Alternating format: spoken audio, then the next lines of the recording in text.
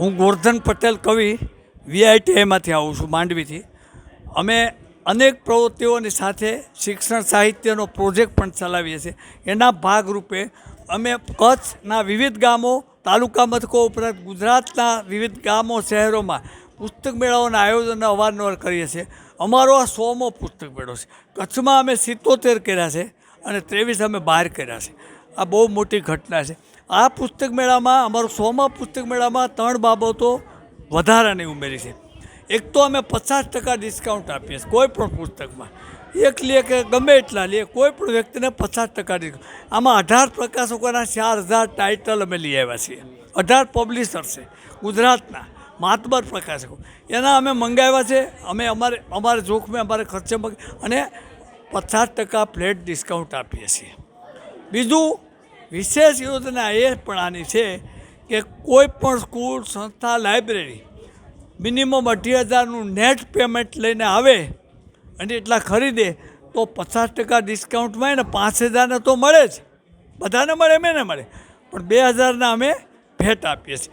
એટલે 28000 સામે 7000ના પુસ્તકો આપવાની એક બહુ મોટી યોજના છે. મને કહેવા દો કે આજે પહેલા જ દિવસે 43 સ્કૂલો લઈ ગઈ છે. અને અમારી ઈચ્છા છે કે 100મો પુસ્તક મેળો 100 સ્કૂલો લઈ જાય. તમારા માધ્યમથી અપીલ કરજો. પસંદગી એમણે કરવાની છે અને આ બહુ મોટી અમારું કામ છે.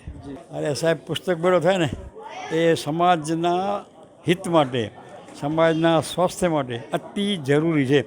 અતિ જરૂરી એટલા માટે કહું છું કે આ પુસ્તક સાહિત્ય એ જો સમાજની અંદર પ્રચાર જેટલું થાય ને એટલું અતિ જરૂરી છે. એમાં ખાસ કરીને આજે એક એવી ઇમ્પ્રેશન થઈ ગઈ છે, કહેવામાં આવે છે કે લોકોને વાંચવામાં રસ ઓછો થતો જાય છે, લોકો વાંચતા નથી.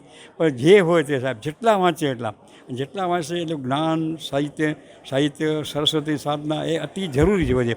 અને એના માટે જે આ જે મેળો કરે, પુસ્તક મેળો, તો પુસ્તક મેળાને કારણે દરેક પ્રકાશકોના પુસ્તકો એક ઠેકાણે પ્રાપ્ત થાય. અને વીઆરટીઆઈનો 100મો પુસ્તક મેળો છે મને કહેવામાં આવ્યું ત્યાં સુધી. તો એ પુસ્તક મેળો વીઆરટીઆઈના આયોજકોને, વીઆરટીઆઈના જે કોઈ એમના સંસ્થાપકોને ખૂબ ખૂબ ધન્યવાદ. અને આવા સમાજમાં પુસ્તક મેળાઓ અવારનવાર થાય ને એ સમાજના માટે બહુ જરૂરી હોય છે.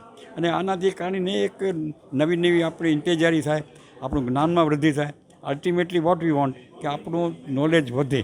હવે નોલેજ વધવાના જેટલા સાધન છે એનાનું મહત્ત્વનું સાધન તો પુસ્તકો છે ને. મહત્ત્વનું સાધન પુસ્તકો. એટલે મહત્ત્વનું સાધન છે એ મહત્ત્વનું સાધન માટે ઉપલબ્ધ થાય અને એની અંદર 50% જેટલી રાહત આપે છે. કચ્છમાં બીજા ધન્યવાદ આપીશ સહજાનંદમાં, એ કેશુભાઈને યાદ કરીએ તો એણે 40%નું એમણે આખું કર્યું હતું. સાહેબ, એનાથી કેટલા આજે મને લાગે, મને જાણવા મળ્યા પણ 18 કરોડ રૂપિયાની સબસિડી કેશુભાઈ આપી છે. કેશુભાઈ એ બધા. અને એવી રીતે વીઆરટીઆઈનો 100મો છે તો એ લોકો પોતાની રીતે ખર્ચા આટલા કરે છે. શાના માટે? શું કામ આટલા ખર્ચા કરે? 50% શું કામ આપે? પણ એના માટે કે ભાઈ આપણો સમાજ છે, મારી ફરજ છે, મારું સમાજ માટે હું કંઈક કરું. અને એ સમાજ માટે જો મારે કાંઈક કરવું હોય તો આનો એક મહત્ત્વનો ભાગ. ઘણા બધા કાર્યો થાય સમાજના, એક માત્ર આનાથી નહીં, પણ આના માટે ખૂબ ખૂબ ધન્યવાદ. મને રાજીપો છે. આજે અમારી સ્કૂલ માટે લેવાના હતા પુસ્તકો, મારે બીજા એક સંસ્થા માટે લેવાના હતા. તો આપણે અહીંયા જોઈએ અને આપણે મળે, ડિક્શનરીઓ મળે. બીજું વિદ્યાર્થીઓ માટે જેઆરટીની, એનઈટીની, નીટની આ બધે પુસ્તકો બહુ જરૂરી હોય છે. ગરીબ છોકરાઓ ભણતા હોય, આઈએસની ટેપ તૈયારી કરે, જીપીએસસીની તૈયારી કરે, તો પુસ્તકોનો અને ખર્ચ તો વધી ગયા છે. આજે એ પુસ્તક પ્રિન્ટ કરાવો ને, પ્રિન્ટના ભાવ અતિશય આપણાથી સામાન્ય માણસોની કેપેસિટી બહારના ભાવ હોય છે. હવે એ બહારના ભાવના લોકોને રાહત થાય એના માટે પણ ધન્યવાદ.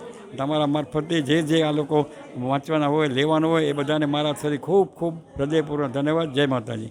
પણ સાથે જે ઇન્ટરેક્ટનો જમાનો છે એ લોકો નોલેજ મળી જાય, બરાબર, પણ નોલેજ મળી જાય. પુસ્તકની જે આખી જે મન ઉપર છાપ છે ને એ જુદી હોય છે. આપણે રીલ મોબાઈલમાં જોતા હોય પણ એ જોતા સરી જાય. પણ આ તો પાછી પડ્યું, રેફરન્સ કરવું હોય તરત જ રેફરન્સ થઈ ગયું. પુસ્તકની આખી જુદી છે એના રીતે એ લોકો. અને એમાંથી નોલેજ મળે. પણ આની અંદર તમે વાંચો, ચિંતન થાય, મનન થાય, એના પર માર્કિંગ થઈને પછી આપણે બીજી વાર યાદ રાખવાનું થાય. એ ઘણું બધું હોય છે. એટલે આ તો શું છે, લાંબી વાતો છે. એટલે એ વાતોમાં જુવાનોને કહું છું તમે આના પ્રત્યે ધ્યાન રાખજો અને આ રાખશો તો તમને ફાયદો થશે, આમાં કોઈ નુકસાન છે નહીં. અને આજે પણ સાહેબ આપણા પુસ્તકોનો માણસો રીપ્રિન્ટ કરાવે છે, આ કરે છે. હસ્તલિખિતની આજે ગવર્મેન્ટ ઓફ ઇન્ડિયા હસ્તલેખનનું મોટું આખું ડિપાર્ટમેન્ટ ખોલી છે. હસ્તલેખોને પણ 1500 વર્ષ પહેલાંના હસ્તપત્ર હોય એને શું કામ મળે મહત્ત્વ આપી, એમાંથી કાંઈક નહીં મળે. આ પુસ્તકો છે એની લાઈફ લોંગ હોય ને, આ લાઈફ લોંગ હોય એમાંથી થાય. એટલે એ તો બધા નથી વાંચતા નથી, પણ વાંચવાવાળા વાંચશે. અને જેને વાતો કરવાવાળા વાતો કરે એને વાતો કરવાનો ધન્યવાદ, વાંચવાનો ધન્યવાદ. બધાને ધન્યવાદ. મારું નામ ડૉક્ટર રમેશ ભટ્ટ રશ્મિ અને હું કવિ છું, લેખક છું. કચ્છીમાં ગુજરાતીમાં લખું છું અને ગુજરાતી વિષય સાથે મેં MA PhD કર્યું છે અને 50 પુસ્તકો લખ્યા છે. અને અત્યારે હું કનકપરની કોલેજમાં જોબ કરું છું અને મને પુસ્તકો પ્રત્યે લગાવ છે, એટલે મારી કોલેજ માટે વિવિધ દાતાઓ દ્વારા મળેલા પુસ્તકો હું લેવા માટે આવ્યો છું. આજનો ભલે ટેકનોલોજીનો યુગ છે, મોબાઈલનો યુગ છે, નેટનો યુગ છે, પણ પુસ્તક તમને જે નિરાંતે આનંદ આપે છે ને એ તમને OTT કે આ સ્ક્રીન નથી આપી શકતો. મોબાઈલમાં જે પ્રોગ્રામ આવે એ તો રનિંગ પ્રોગ્રામ હોય, તમે કદાચ 2-3 મિનિટ તમે પ્રોગ્રામ ન જુઓ તો એ પ્રોગ્રામ આગળ નીકળી જાય. જ્યારે પુસ્તક છે એ એવી વસ્તુ છે કે પુસ્તક તમારી પાસે હોય તો તમે નિરાંતે વાંચી શકો. થોડુંક તમે વાંચીને કબાટમાં રાખી દો, વળી એમ થાય કે રાતની નિરાંત મળશે ને આપણે વાંચશું તો. અને બીજું કે પુસ્તકોએ છે ને આજ સુધી દુનિયાને જે સારા સારા ચિંતકો આપ્યા છે, વિચારકો આપ્યા છે, લેનિન, માર્ક્સ કે તમે ગાંધીજીની વાત કરો કે કોઈ પણ તમે મહાન ચિંતકની વિચારકની વાત કરો તો જેણે દુનિયાને એવું જે કંઈ આપ્યું છે એની પાછળ આ પુસ્તકોનો જ ફાળો છે. એટલું જ નહીં, આપણું જીવનશાસ્ત્ર ગીતા એ પણ એક પુસ્તક છે. આપણા કુટુંબની પરિભાવના રામાયણ ને મહાભારત એ પણ એક પુસ્તક છે. અને આજે પણ આપણા ઘરમાં નાના મોટા પુસ્તકો તો હોય જ છે.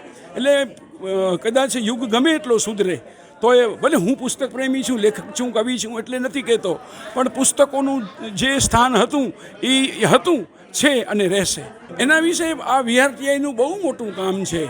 VRTI અત્યાર સુધી કરોડો રૂપિયાના પુસ્તકોના મતલબ વેચાણ કર્યું છે અને એ પુસ્તક પ્રકાશન માટે પણ અમને મદદ કરે છે. દાખલા તરીકે હું મારી વાત કરું તો મારા 5 પુસ્તકો VRTIએ પ્રગટ કર્યા છે અને એમાં પુસ્તકો પ્રગટ કરવા માટે પણ એ સહાય આપે છે. બીજી બધી સંસ્થાઓ છે એ છપાવવાનો આપણો ખર્ચ લાગતો હોય છે, જ્યારે VRTI મારફતે છપાવીએ તો કોઈ જાતનો ખર્ચ નથી લાગતો. અલબત્ત એ સામેથી 100 કોપી એમને ભેટ આપે અને એ એમની એક બહુ સરસ સારી વસ્તુ છે. અને મોંઘામાં મોંઘા પુસ્તકો એ પણ એ અડધી કિંમતે આજે 50% કમિશનથી આ પુસ્તકો આજે મળે છે. નહીં તો પુસ્તકોનું એવું છે કે પુસ્તક જે પ્રકાશકો હોય એ 10 કે 15% કમિશન આપે, કારણ કે એમનો બિઝનેસ હોય, એમનો ધંધો હોય. પણ VRTIનો ધંધો નથી. VRTIનું કામ વહેંચવાનું છે, વેચવાનું નથી. યુવાનોને હું ચોક્કસ કહીશ કે એમણે વાંચન કેળવવું જોઈએ. આજે યુવાનોમાં વાંચન ઘટતું જાય છે, કારણ કે આખો દિવસ મોબાઈલના સ્ક્રીન પર ચોંટેલા રહે છે અને મોબાઈલની જે સ્ટોરી છે એ એમને રિલેટેડ નથી, એમને કનેક્ટેડ નથી.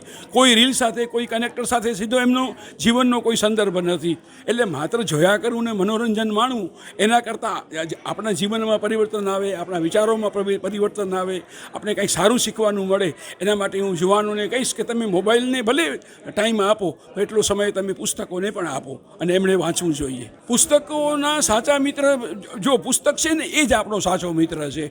આપણે આપણામાં એમ કહેવાય છે કે જે ભાઈને ન કહેવાય કે બેનને ન કહેવાય કે મમ્મી પપ્પાને ન કહેવાય એ પણ આપણે મિત્રને કહેતા હોઈએ છીએ. તો પુસ્તક છે એ એવો મિત્ર છે કે તમે તમારી સુખની વાતો, દુઃખની વાતો, તમારા જીવનની હતાશાઓ, નિરાશાઓ એ તમે પુસ્તકને કહી શકો છો. અને જે આપણે બોલી નથી શકતા ને એ આપણે લખી શકીએ છીએ. એટલે આ પુસ્તકમાં એ તાકાત છે.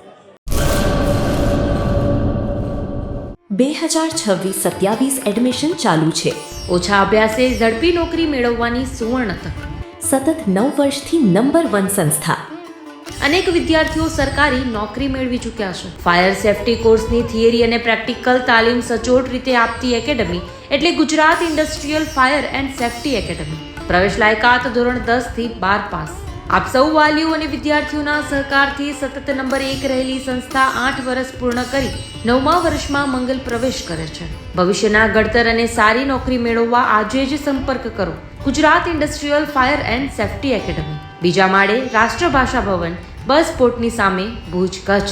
સંપર્ક 9737296001 8155030882.